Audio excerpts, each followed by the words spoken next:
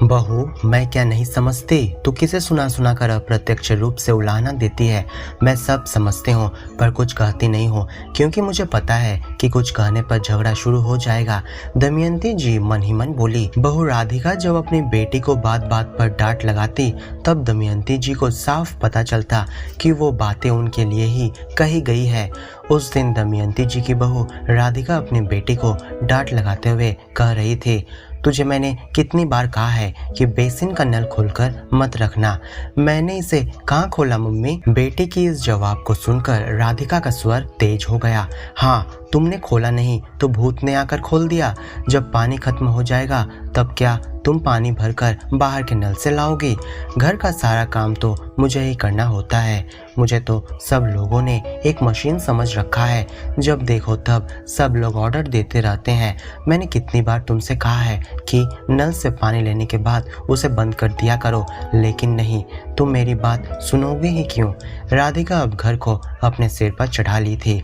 ओहो राधिका, तुम सुबह सुबह फिर से शुरू हो गई। क्या हुआ क्या जो इतना चिल्लाए जा रही हो? सिर्फ थोड़ा सा पानी ही तो एक्स्ट्रा नल से खर्च हुआ है। नल बंद कर देने से ही हो जाता। इसमें घर को सिर पर चढ़ाने की क्या जरूरत है? थोड़ी सी बात को लेकर तुम इतना हंगामा करती हो कि मानो कोई पहाड़ ही टूटकर गिर गया हो। तुम खुद भी तो जाकर नल बंद कर सकती थी। पति निखिल के इतना कहते ही राधिका का गुस्सा सिर पर चढ़ गया। हाँ, मैंने तो इस घर के सभी कामों का ठेका ले रखा है। घर में तो जैसे और कोई है ही नहीं जो मैं सभी काम करती रहूं। दमयंती जी समझ चुकी थी कि यह सब बातें उन्हीं को सुनाकर कही जा रही है। आजकल वो सभी बातें भूल जाती है। उस दिन जब बाजार गई तब सब्जी वाले से सब्जी लेते समय 100 का नोट पकड़ाकर घर चली आई, जबकि उन्हें केवल 50 रुपये ही देने थे। वह तो सब्जी वाला जान पहचान का था, इसलिए गली में एक दिन जब सब्जी बेचने आया तब वह 50 रुपये लौटा दिया। नहीं तो दूसरा कोई रहता तो कभी नहीं लौटाता। वृद्धावस्था में उन्हें अब पहले जैसा ज्यादा कुछ याद नहीं रहता। इसी कारण आज सुबह बेसिन का नल खुला रह गया था। निखिल के सामने तो बहू अपनी सास की बुराई नहीं करती, पर पोता और पोती को हमेशा डांटती फटकारती रहती, जिससे दमयंती जी को साफ पता चल जाता कि उन्हीं की गलतियों को वो बच्चों के डांट के माध्यम से उन्हें बता रही है। उस दिन जब नारियल धनिया की चटनी बनाने के लिए बहू को बोली तब दोपहर के भोजन के समय राधिका बेटी से कहने लगी, पता भी है तुझे कि ये जो नारियल धनिया की चटनी अभी खा रही है उसे बनाने में कितनी मेहनत लगती है? तुम सब तो केवल ऑर्डर देकर गायब हो जाते हो। कभी मम्मी के पास आकर हेल्प करने की सूझी? रिंकी कहती है, मैंने आपसे कब कहा कि नारियल धनिया की चटनी मुझे चाहिए? वो तो दादी खाना चाहती थी। आप फिर मुझे क्यों कह रही हैं? आप दादी को बोलिए, मैं उन्हें क्यों बोलूं? यह सब क्या बोलकर किसी को समझाया जा सकता है? उम्र होने पर तो लोग खुद ब खुद यह सब बातें समझ जाते हैं। उस दिन दमयंती जी से और रहा नहीं गया और वो तीखे स्वर में बोल उठी, बहुत दिनों से मैं देख रही हूँ कि तुम मुझे अप्रत्यक्ष रूप से बहुत कुछ बोले जा रही हो। जो कुछ भी कहना है वो सीधे सीधे मुझसे कहो। तुम रिंकी को क्यों कह रही हो? हर बार मेरी गलतियाँ या मेरे प्रति कोई गुस्सा तुम रिंकी पर निकालती हो। इतने दिनों से जब मैं घर गृहस्थी को संभालती आई हूँ तो कभी भी मैंने तुमसे यह कहा कि तुम कुछ क्यों नहीं करती? वो तो घुटनों के दर्द से अभी मैं परेशान हूँ, इसलिए कुछ नहीं कर सकती। नहीं तो तुम्हें यह सब करने की कोई जरूरत नहीं थी। मम्मी जी, क्या आप भूल गई कि शादी के बाद जब मैं इस घर में नई आई थी तब कांताबाई को जो ताने देती थी वह तो प्रत्यक्ष रूप से आप मुझे ही कसती थी। उस वक्त मैं भी समझती थी कि आप घुमाकर मुझे ही तंज कस रही हैं। आपके बेटे के साथ जब कभी मैं घूमने निकलती थी तब आप कांताबाई से कहती, इस तरह रोज रोज नागा करने से यहाँ तुझे काम करने की जरूरत नहीं है। घर में क्या पति के साथ रोज रोज बाहर घूमने निकलती है जो यहाँ आना भूल जाती है? अगर ऐसा चलता रहा तो तेरा यहाँ स्थान नहीं रहेगा। यह सब बातें मैं अभी तक नहीं भूली हूँ माँ जी। उस दिन राधिका घर लौटकर देखती है कि मम्मी जी बाहर बरामदे में फैन चलाकर बैठी हुई है। इसे देखकर राधिका घर को सिर पर उठा ली और कहने लगी, यदि सब समय हम लोग करेंट का दुरुपयोग करेंगे तो बिजली का बिल ज्यादा ही तो आएगा और फिर आप लोग मुझे दोष देंगे।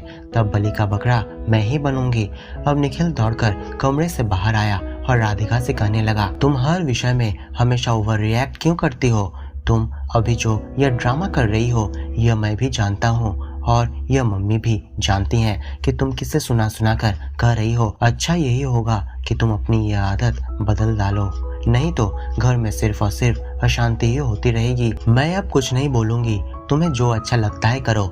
बिजली बिल जब ज्यादा आएंगे तब तुम लोगों को अकल ठिकाने आएगी। मैं इन सब मामलों में दखल नहीं दूंगी। अब निखिल कहने लगा, क्या तुम भूल गई कि पिछले साल ही तुम गर्मियों में जिद करने लगी थी कि मुझे एसी चाहिए, एसी चाहिए, मैं अब फैन से काम नहीं चला सकती। तब मम्मी जी ने तो केवल यही कहा था कि बहू इतनी गर्मी में मैं एसी तो लगवा दूंगी, पर बिजली का बिल तुम दे दिया करना। फिर तुमने क्या कहा था कि तुम्हारी मेरी बहन की सासू माँ तो घर की बिजली बिल खुद अपने पेंशन के रुपयों से दिया करती है और उनके घर में एक नहीं बल्कि दो दो एसी हैं। इतना ही नहीं, वह तो अपने पेंशन के पैसों से घर खर्च भी दिया करती है। तुम्हारे कहते ही मम्मी जी अपने पेंशन के रुपयों से बिजली बिल और घर खर्च के लिए पैसे देना शुरू कर दी थी। मैंने कितनी बार उनको पैसे देने के लिए मना किया था, पर उनके आत्मसम्मान को ठेस पहुंची थी। इसलिए उन्होंने कहा था कि यदि तुम यह पैसे घर खर्च के लिए नहीं लोगे तो मेरे लिए अलग व्यवस्था कर दो। माँ जी हमारे लिए इतना कुछ करती हैं, पर फिर भी तुम हो कि उन्हें 10 बातें घुमाकर कह ही देती हो। माँ तो केवल फैन ही चलाती है और तुम तो दिन रात एसी चलाकर बैठी रहती हो, तब बिजली बिल ज्यादा आने की फिक्र गायब हो जाती है क्या? पिछले महीने ही 10,000 का बिजली बिल आया था, वो क्या केवल फैन चलाने से ही आया था या तुम्हारे एसी चलाने से? मैंने तुम्हें बहुत बार कहा है कि बेमतलब एसी मत चलाया करो। जब तुम्हारी सहेलियां आती है तो तुम उन्हें एसी में ही बैठाती हो ताकि तुम्हारा उनके सामने इज्जत बढ़ जाए, तब तुम्हें बिजली बिल की फिक्र नहीं रहती। उस दिन मैं जब ऑफिस से आया तो तुम अपनी सहेलियों के साथ गप्पे मार रही थी और वो भी एसी चलाकर, जबकि उस दिन इतनी गर्मी भी नहीं थी और बारिश होने के कारण फैन से ही काम चल जाता, पर तुम्हें तो सिर्फ अपना स्टेटस मेंटेन करना है। इस बार नहीं, मैंने पहले भी कई बार सुना है कि तुम माँ को फैन चलाने के लिए भला बुरा कहती रही हो। इस बार मैं चुप नहीं रहूंगा। आज तक मैं सुनते आया हूँ कि तुम माँ को अप्रत्यक्ष रूप से बहुत बातें कहती हो, पर माँ उन सब का जवाब कभी नहीं देती है। अब समय आ गया है कि तुम अपनी मानसिकता को बदलो, नहीं तो मैं माँ के सामने मुंह दिखाने लायक नहीं रहूंगा।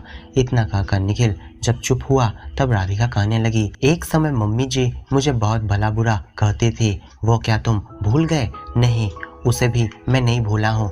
तब भी मैं इसी तरह ही मम्मी को मना करता था कि यदि आप लोग एक दूसरे के साथ जिंदगी भर लड़ते झगड़ते रहेंगे तो कोई भी शांति से रह नहीं पाएगा और न ही हम लोग इस घर में अच्छे से रहेंगे।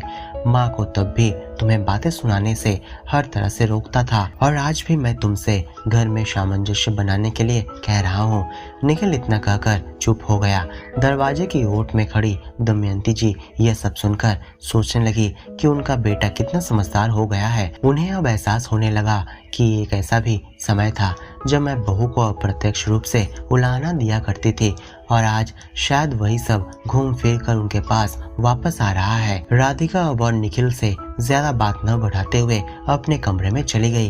राधिका के मन में भी कहीं न कहीं यह घर कर गया था कि जिस तरह दमयंती जी राधिका को ताने कसने में कोई कसर नहीं छोड़ती थी, इसलिए वो भी अपने मन की भड़ास निकालने के लिए दमयंती जी को 2-4 बातें सुना ही दिया करती थी। पर आज निखिल के इस तरह समझाने पर उसके मन में दमयंती जी के प्रति मन में बसी कड़वाहट दूर हो गई और इसके बाद से वह खुशी खुशी उस घर में सासू माँ की सेवा में लग गई।